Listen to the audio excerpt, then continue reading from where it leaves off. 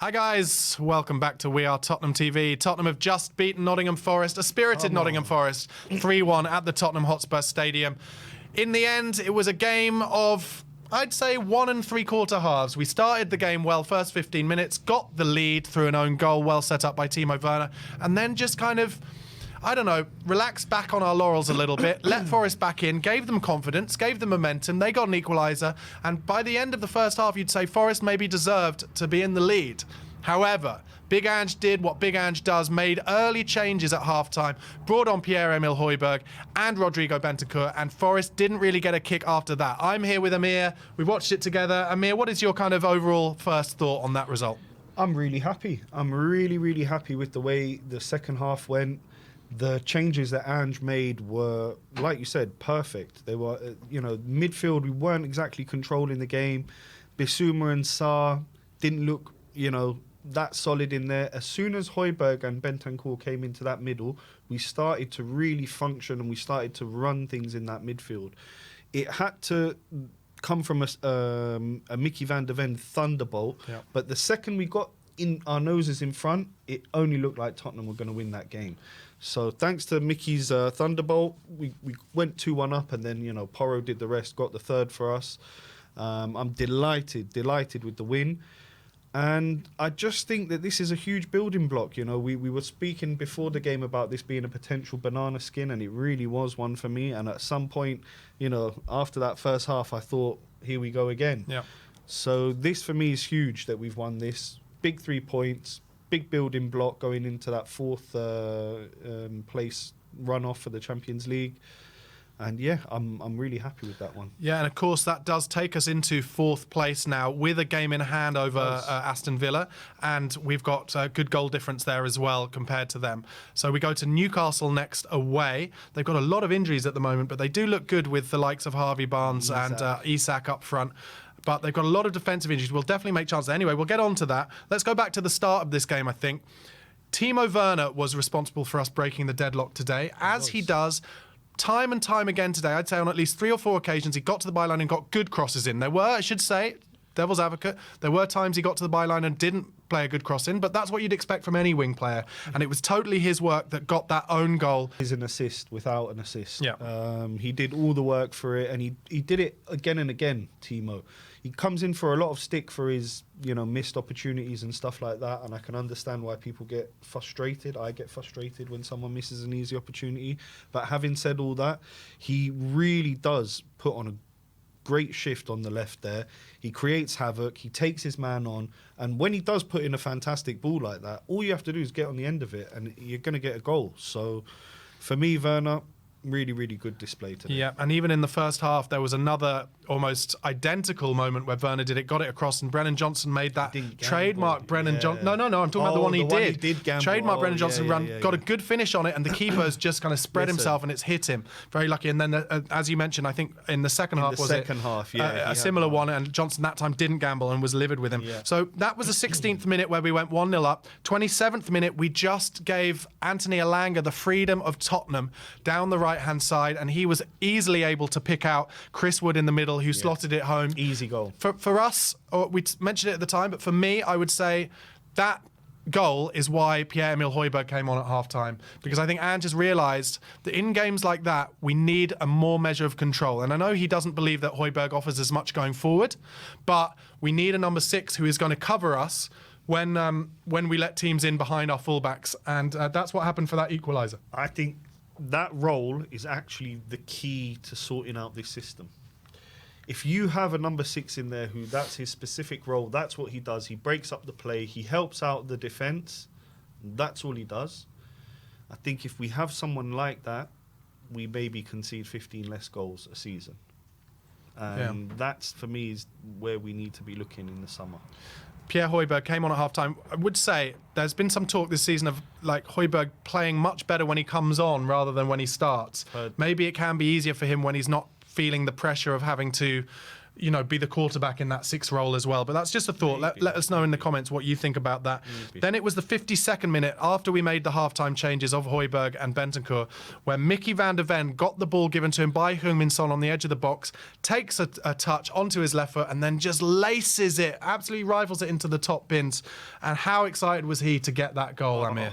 I'm just delighted for the kid. Honestly, it's a thunderbolt, just a thunderbolt of a left foot.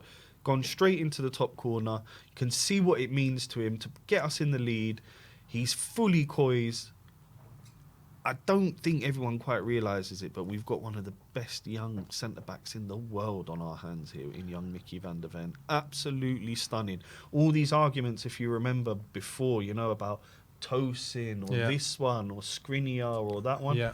We went for the right player. Yeah, we've got the right player. And there was actually a moment in that second half which might go kind of unsaid by the Sky commentators, but Mickey van der Ven just put on the afterburners to put pressure on one of their players, and the fans applauded him, like gave him a standing ovation as if he'd scored a goal himself. He deserves it. And he was given man of the match by Alan Smith on Sky, and I would say that he was my man of the match as well.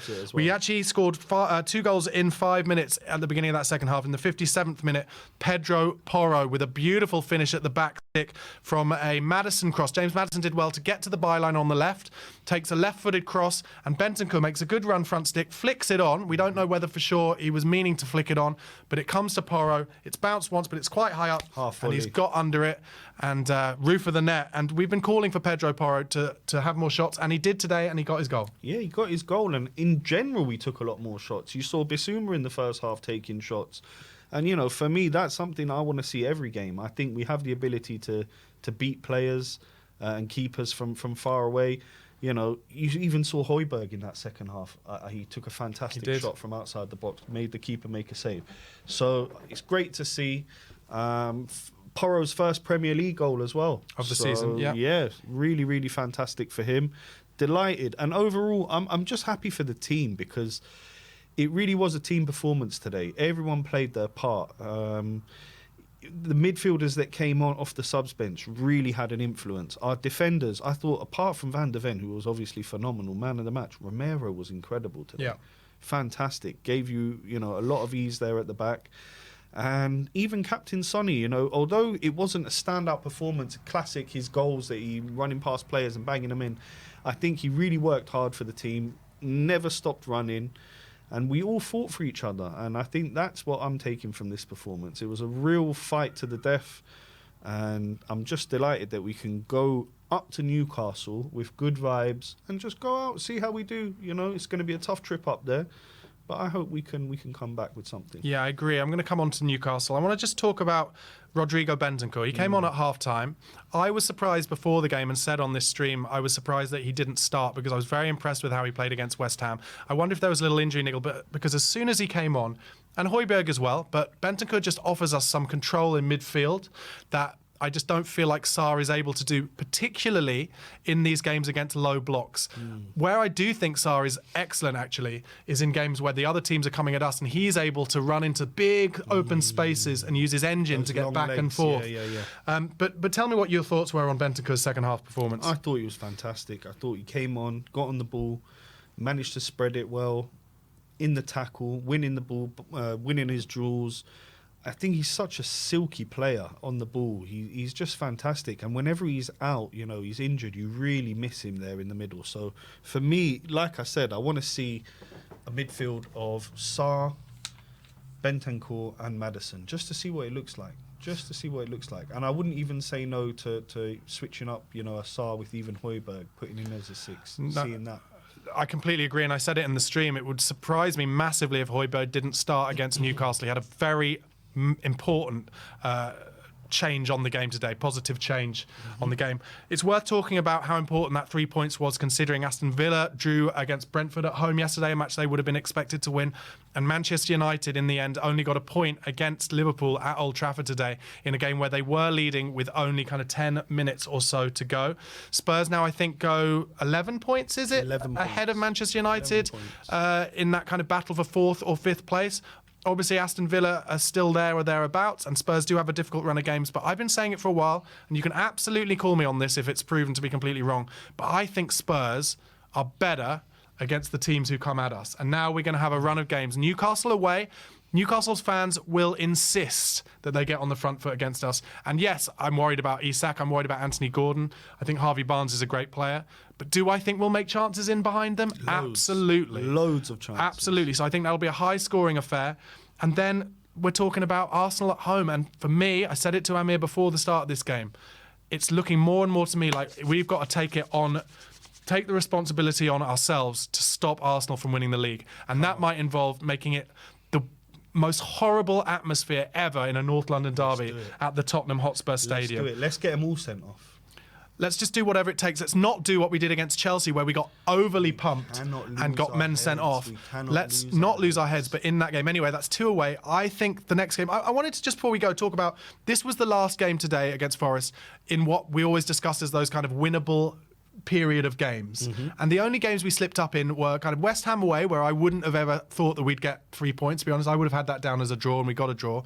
And the Wolves and Fulham games, I guess, are the ones that were disappointing. So, you know, whenever Ange has had a setback, always bounce back. He has, and that's credit to him, and also big credit to Ange today with the subs. He made the decision to make 2 subs in the midfield, which is quite unusual. Yeah. You don't usually see that, but it worked perfectly. The 2 players that he brought on slipped into the team, improved it, made us better, and we ended up getting the win. So delighted for him and the whole team, and big march up to St James's Park next weekend. Absolutely. Huge game. Guys, thank you so much for watching. Please do press the like button, and if you're not already, do subscribe to We Are Tottenham TV. We will be back on a separate stream. Check it out in the description box in the live section in 10 minutes time, where we'll be doing a fan call-in show. Make sure that you get your calls in for that, and we'll speak to you. But most importantly, after a great 3-1 win, come on you Spurs.